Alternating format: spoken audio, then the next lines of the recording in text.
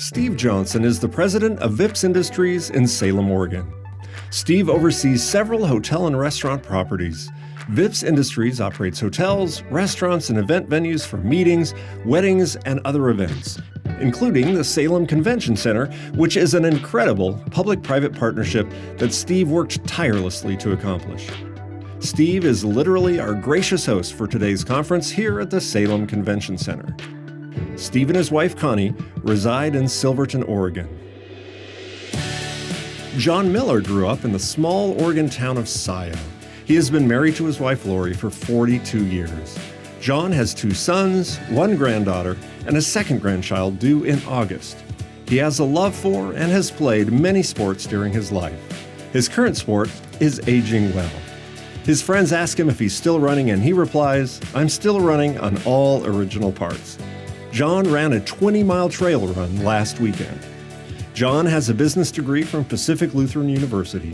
He came to work for Courthouse in 1981, and he bought the clubs from the founding owners in 2009. John is looking forward to being here when Courthouse Club Fitness turns 50 in 2027. Joel Anderson serves as CEO of Anderson Construction. Joel is energetic, positive, and full of passion for design and construction. Joel has grown up with construction throughout his entire life. His grandfather formed Anderson Construction in 1950. His father is chairman of the board of the company, and Joel has shined in their footsteps as CEO. Joel's leadership at Anderson Construction has resulted in several dynamic and award-winning projects in the Pacific Northwest. This includes everything from high-rise multifamily residential towers to industry office parks to downtown office buildings. A local project in his recent portfolio includes the Connects Tower in Seattle. The 41-story, 500,000-square-foot high-rise apartment tower is located in downtown Seattle. In 2016, Joel launched the Anderson Construction Foundation to lead the philanthropic efforts and commitment to the communities Anderson Construction serves, as well as deserving communities around the globe. The foundation supports through a variety of efforts, including financial contributions and volunteer hours. Joel is married to his high school sweetheart, Misty, and has 3 beautiful children. He is passionate about travel and is always creating new ways to serve his community and the world at large. Jacob Mullen graduated from Western Oregon University with a degree in business administration. He had the opportunity to intern at the Salem Chamber of Commerce, and then he went to work for Metro One Telecommunications as a project manager. Jacob is currently the CEO of First Call Home Health. Under Jacob's leadership, First Call has grown to be the second largest home health agency in Oregon and the largest in the Salem market. Jacob attests to the fact that God has been good and has blessed his business and staff. Jacob says the goal at First Call is to represent God well, helping our people be the best they can be and giving world-class home health care to each person they serve. Dick Withnell graduated from Linfield College along with his wife Gail. They recently celebrated their 56th wedding anniversary. Upon graduation, Dick started with U.S. National Bank in installment lending and soon after went into the car business. He purchased his first car dealership in 1980 when prime was 23%. In 2002, Dick sold Withnell Motor Company to his son David. Since then, Dick and Gail have been involved in civic development. Honored for his hands-on sweat equity and philanthropy, Dick was most recently the 2020 recipient of the Salem Area Chamber of Commerce's Community Legend Award, which is awarded to a past first citizen, as Dick was in 1998, who has continued to make a significant impact in the Mid-Willamette Valley. Locally, Dick most recently co-chaired concurrent capital campaigns for both the Union Gospel Mission, $15.5 million, and YMCA, $29 million. In 2007, he also chaired the Salvation Army's Kroc Center $4 million capital campaign. Dick and Gail Withnell have 2 children, a son David, president of Withnell Motor Company, and daughter Gina Oshner, international award-winning author and writer-in-residence at Corban University. They also have 5 grandchildren and 2 great-grandsons. Please welcome our panelists to the stage. Gentlemen,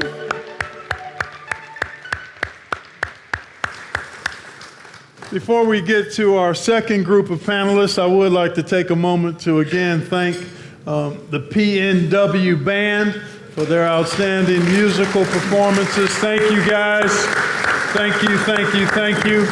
Also would like to extend a thank you to those that have prepared and served our lunch today. If you wouldn't mind giving them a round of applause as well.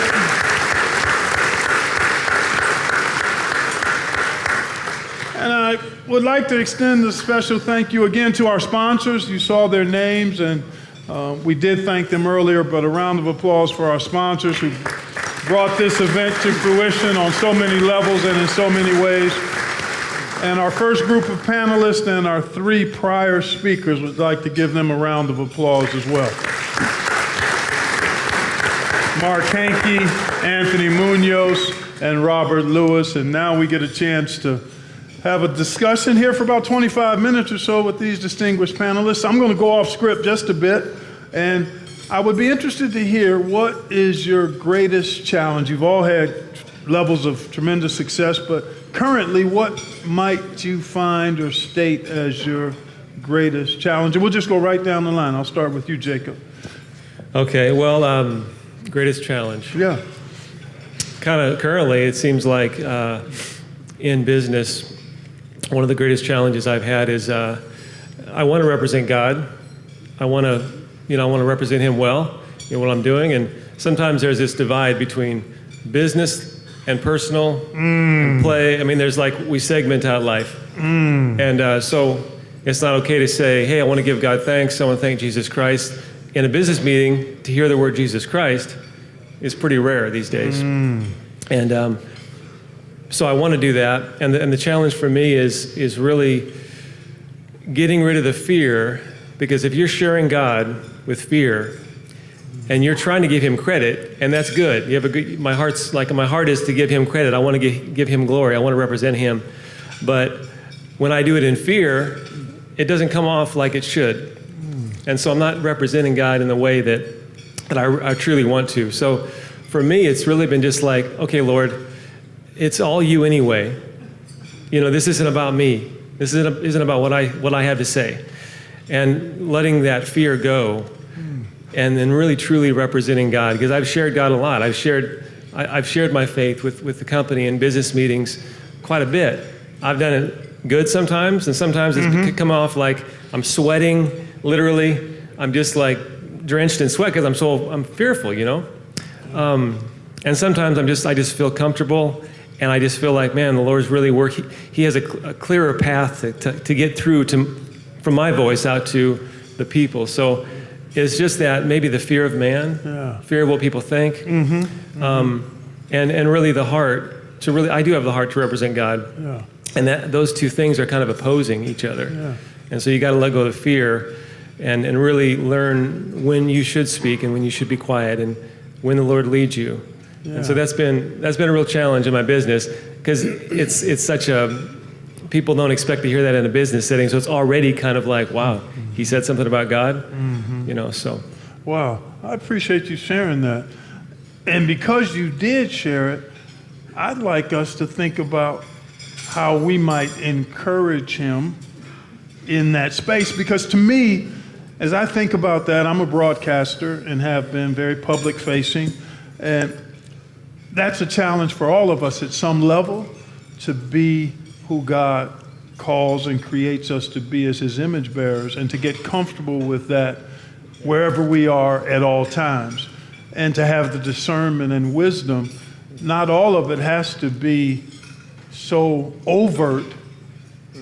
Much of it can be in the consistency of how we walk and talk and listen and serve. And so I just want to encourage you that to recognize it's not, there's not a list of how it should, there's not a custom way it should look. It's unique to every individual and circumstance based on where you are and where you are in your relationship with the Lord, and to continue to strive to be with Him more and more like Him is really what we should all be looking to be no matter where we are in business and the like. So any thoughts on that particular struggle with Steve, or any of you guys would want to share anything about how you kind of navigate that? Because anybody that puts a line in the sand for Christ is going to have a certain response from other people who may not be there. That's given and guaranteed. To some, those who follow Christ are the aroma of death. To others, they are the aroma of life.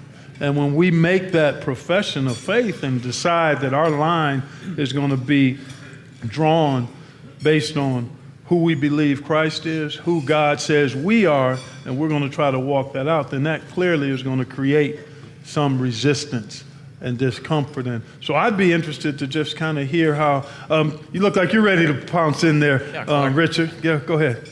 Yeah, I think the world is full of big hat, no cattle. And being a used car salesman, I can say that with some authority.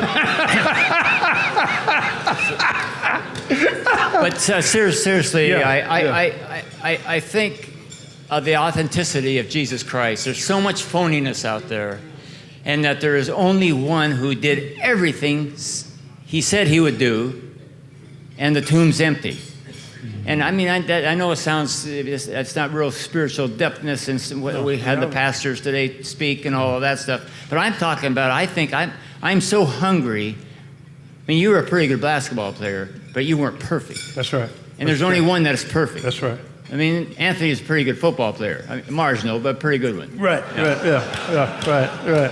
But there's only one authentic one. Yes.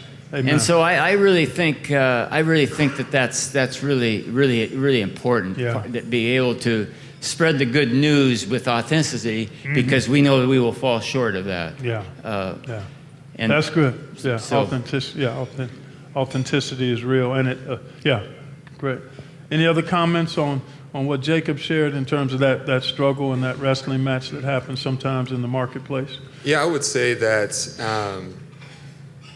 in our existence as Christians in leadership roles or in the workplace, the world looks and should look different than how we look and how we behave.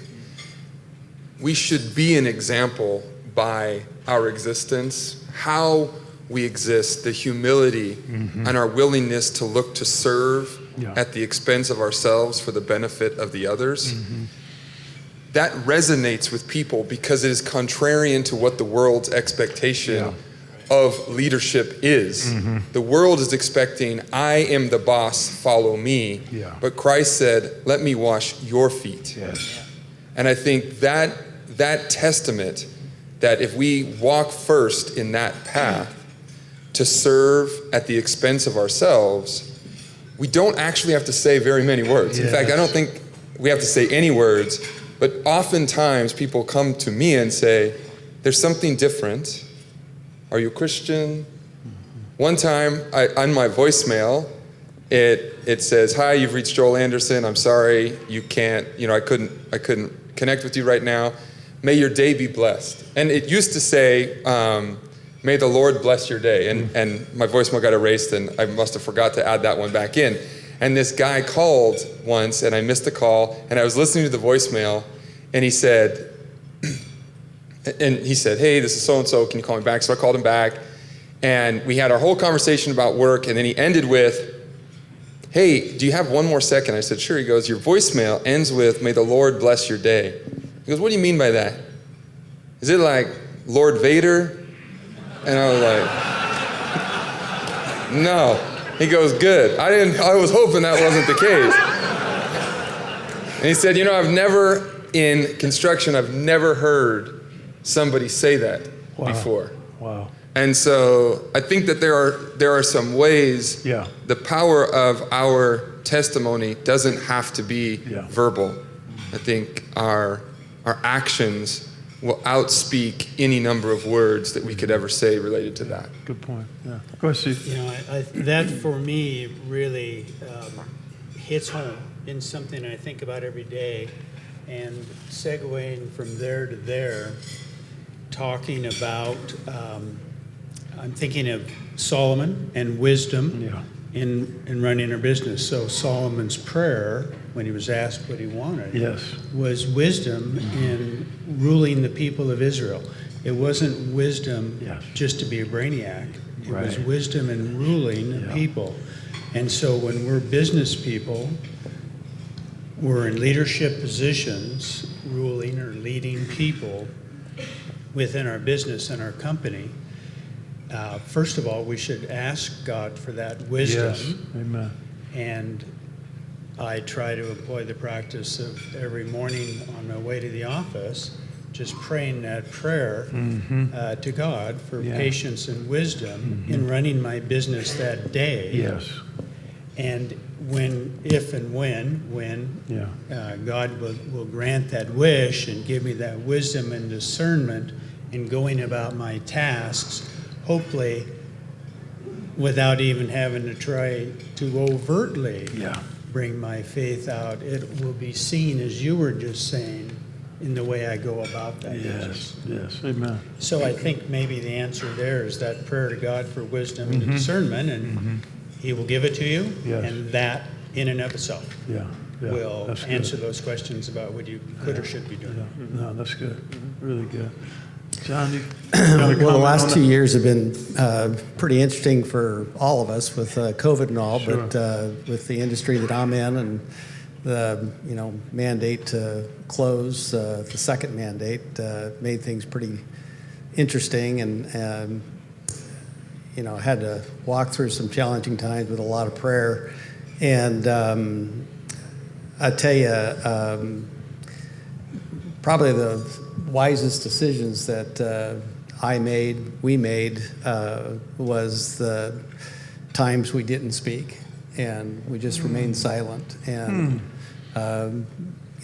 took some of the stuff that was coming our way and just took it and didn't respond. And like was said up here, I think some of my proudest moments when an employee would come up and say that, I get a different feeling about this place.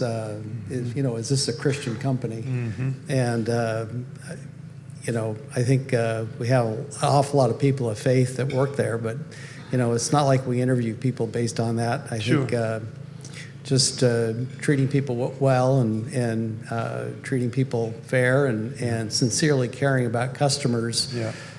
Those are all Christian values, and we strive to do that well. And I think some people figure out where the motivation for that comes from, and I enjoy it when that happens. I hear the example component being a huge part of living a life of fearless faith. Our example and the way we go about interacting with others, caring for them. Those are all biblical principles.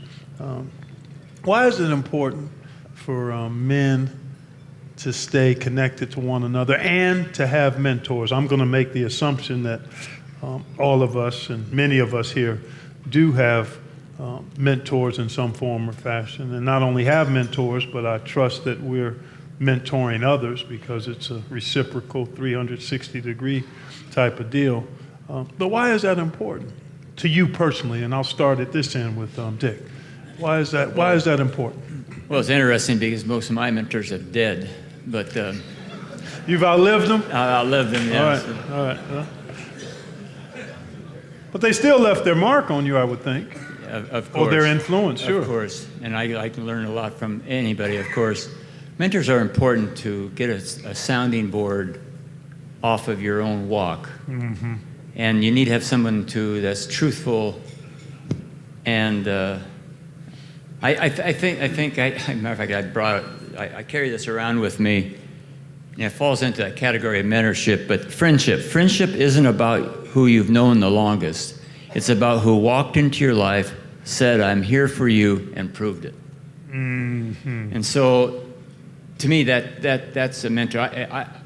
In my walk, in my business, I'm around people all the time. So I like to be by myself.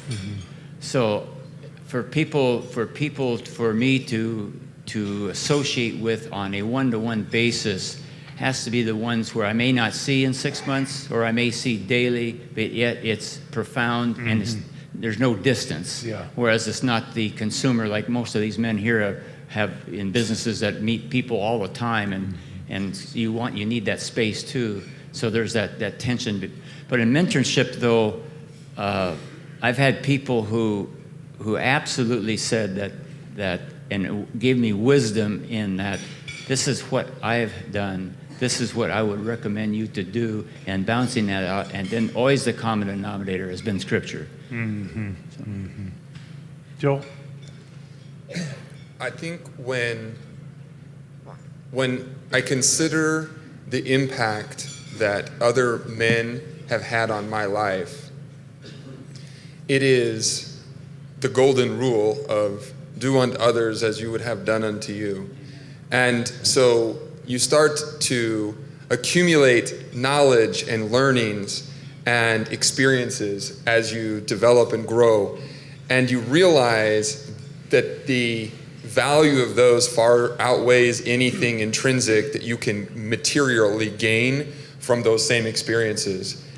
At the conclusion of a career, as your life progresses, you start to recognize what is the value of hoarding all of this experience to myself.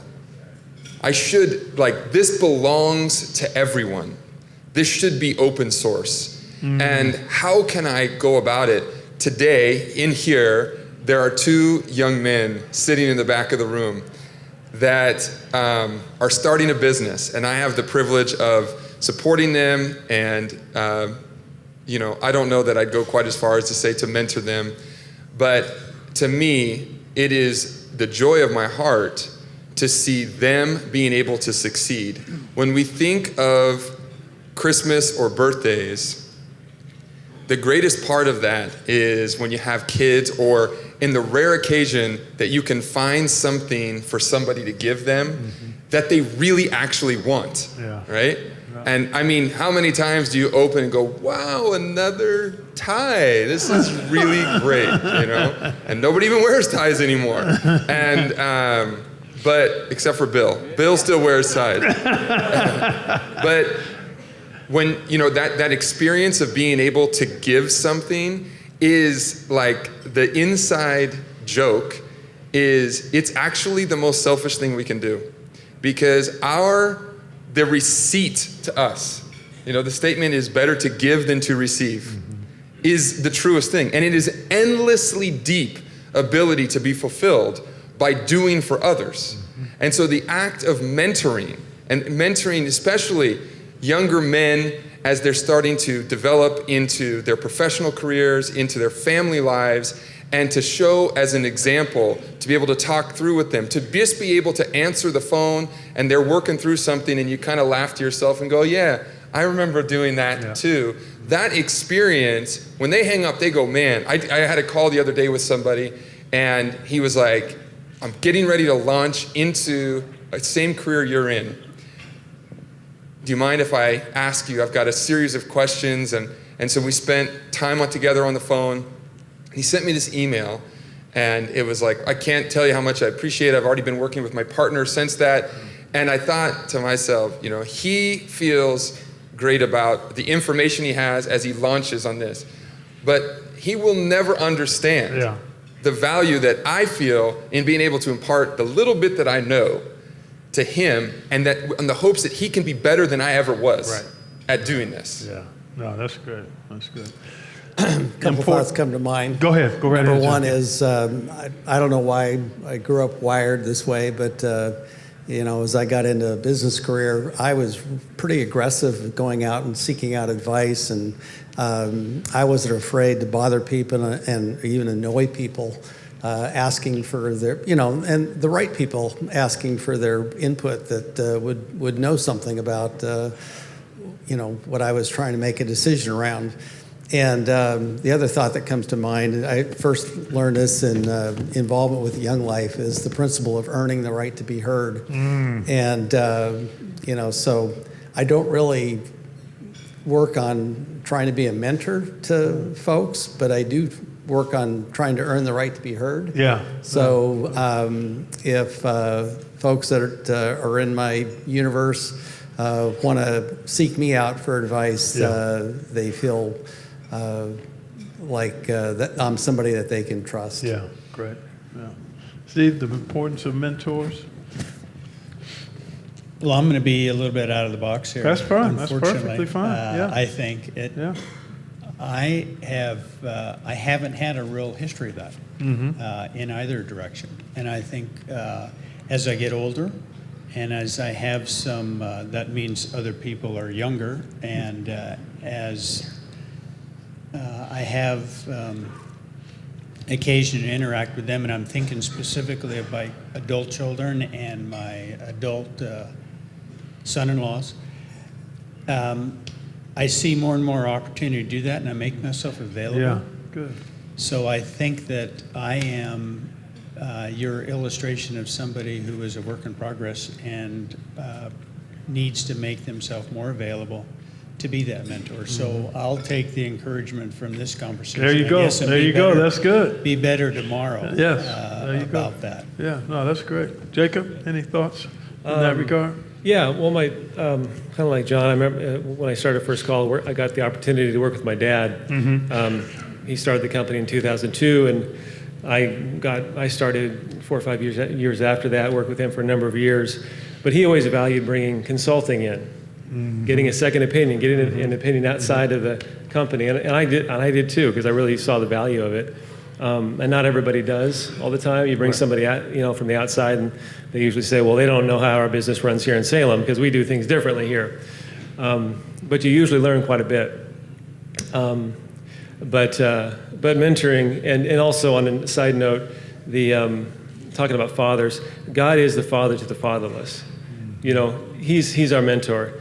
And if you don't have, anybody, you have God. But we do need people. And I get so encouraged. Bill Pugh has been a mentor of mine. He's my mentor.